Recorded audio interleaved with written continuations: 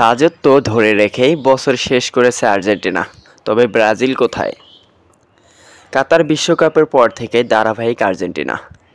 যদিও বছরের শেষ আন্তর্জাতিক ফুটবলের সূচিতে প্রত্যাশিত সাফল্য পায়নি তারা, তারপরও ফিফা র্যাঙ্কিংয়ের শীর্ষ স্থানে থেকেই বছর শেষ করতে যাচ্ছে লিওনেল মেসির দল। গতকাল বৃহস্পতিবার চলতি বছরের শেষ হালনাগাদকৃত র্যাঙ্কিংয়ের তালিকা প্রকাশ করেছে ফিফা, যেখানে শীর্ষে আছে বিশ্ব চ্যাম্পিয়নরা। তালিকার শীর্ষে 5-এ কোনো পরিবর্তন আসেনি। এ মাসে খেলা 2 ম্যাচের প্রথমটিতেই প্যারাগুয়ের মাঠে হেরে যায় আর্জেন্টিনা 2-1 গোলে। সেই ধাক্কা সামলে ঘরের মাঠে পেরুর বিপক্ষে 1-0 গোলে জেতে কোপা আমেরিকার বর্তমান চ্যাম্পিয়নরা। এতে তাদের রেটিং পয়েন্ট অবশ্য কিছুটা কমেছে। তালিকায় ফ্রান্স আছে 2-এ। নিজেদের সবশেষ 2 ম্যাচে জয় পাওয়া স্পেন ও ইংল্যান্ডের পয়েন্ট কিছুটা বেড়েছে, যথাক্রমে পরের 2টি স্থানে আছে 2টি দল।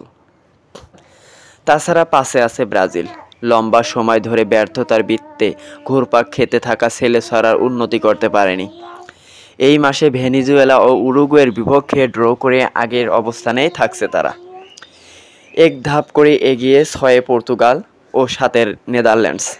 2 ধাপে নেমে 8 নম্বরে বেলজিয়াম।